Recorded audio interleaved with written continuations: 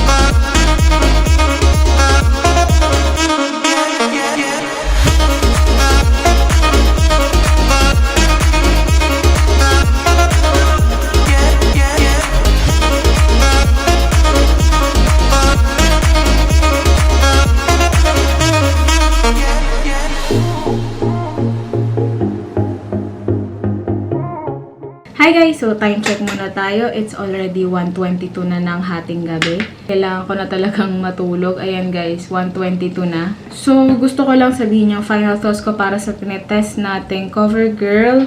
Ano bang tawag dito? Easy Breezy Brow Sculpt and Sculpt Plus Set. Bold sculptured brows that won't something. Kasi may nakatakip na price. Hindi ko mabasa yung sa lalagyanan. Ayun guys, so itong tinitest natin, itong Covergirl, may kamahalan to. 600 pesos yung price. Pomade siya guys. And then rich buildable cream gel formula. Ayun. So yung shade na kinuha ko is brown, honey brown or meal. Ito yung pinakalalagyanan kasi. Not sure kung made in Canada with domestic and imported parts. For availability guys, may bilhin nyo to sa any Covergirl branch na meron tayo dito sa Philippines. So more on like Landmark, minsan Watson. Hindi lahat ng Watson meron. Merong Covergirl sa Shopee. Ang ano nila, Covergirl PH. Yun yung account nila. Next is check natin sa Lazada. May flagship store sila. And ayun, magsisale ng November 11, 50% off on all products this November 11 only. Ang saya! Sobrang reachable nila kung gusto nyo i-try yung products. Pero na-try ko pa lang sa Covergirl is yung mascara nila na color orange. And ang ganda nun. Talagang hanggang sa natuyo yun, dun ko siya tinigilang gamitin. Pero ang ganda talaga nun. Buildability nitong product, mag-build up naman siya. Sa pag-blend, okay din. Kahit ang gamit ko lang kanina is yung itong mismong brush na nakasama sa packaging. Ito. Okay naman to. Para sa akin, di naman ako nahirapan i-apply. Tapos, ginamitan ko na lang ng spoolie after para medyo kumalat pa something. Hindi masyadong tutok dun. Yun yung pinang-i-smudge ko sa product eh. Yung spoolie. Ito, generic lang tong spoolie na to.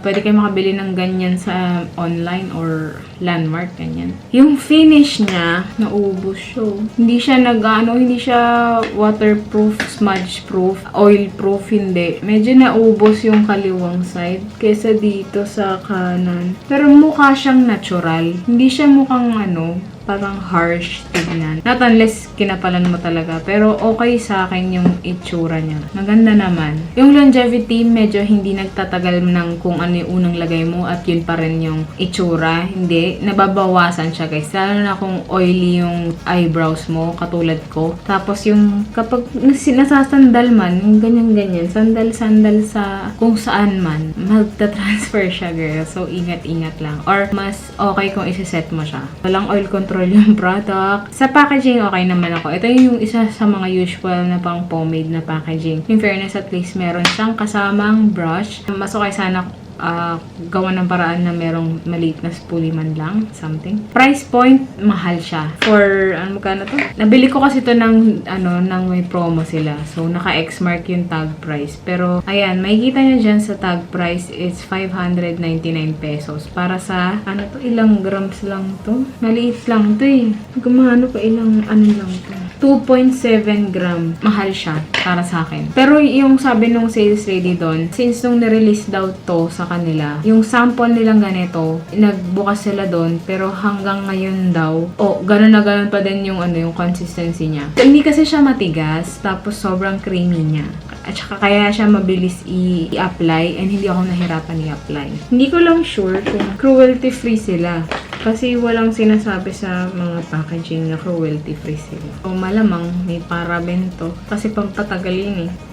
Parang hindi rin nakalagay yung expiration. Teka lang. Wala nga nakalagay kung kailan mag-expire. So matagalan ba dahil ba ma-pomade siya? Kaya ganun. Hindi ko alam eh. Wala rin manufactured date na nakalagay or hindi lang ako marunong magbasa. Hindi ko talaga alam. Hindi ako sure kung alin dito yung manufactured date. Hindi siya quick drying. Actually, kanina nung nagbablot ako ng face para sa tinetest kong pang face, nadaanan yung eyebrows ko nag-transfer siya. Lightweight, scent, parang wala naman masyadong scent. Texture sobrang smooth. Shade range, ito marami tong shade. Kung i-compare mo sa ibang mga pang eyebrow, marami silang shade. Pop-up ko ngayon sa screen kung ilan yung available na shade for this product. Next is hindi siya transfer proof. Wala namang dragging effect kasi sobrang smooth na ng pagkakalagay dahil sa creaminess ng product. Hindi rin nag-oxidize yung formula. Hindi din siya waterproof. Hindi rin smudge proof. Hindi rin naman siya sticky. So So, yun lang. Yun yung pinaka-straight to the point ko for this product. All in all, okay lang naman to sa akin. Pero kung pang matagalan yung hanap yung product, mas okay kung maghanap kayo ng pomade na waterproof. Kasi dito, wala naman dineclare na waterproof siya. Ang sinabi lang is bold and sculpted brows, rich and buildable. Gusto kong tanggalin yung sticker. Gusto kong mabasa yung nasa likod. Bold sculpted brows that won't stray. Antok na itsura ko. Tapos, rich, buildable cream. Ano daw? Pomade. Tapos, built-in applicator. Tapos, removes easily itong product na to. So, hindi talaga siya ganun nagtatagal. Nakalagay mismo sa likod nung packaging. Hindi nagtatagal. Yun lang, guys. Hindi ko na mapahabain yung video. So, all in all, okay lang naman yung product. Pero, hindi na siya nagtatagal. And, super nagtatransfer pa siya. So, if ever may gusto kayong product na pa-review, just comment down below. Also, check my social media accounts dun sa description box below. And if you like this video, please hit that like button and please subscribe to my channel. So, see you in my next video. Bye!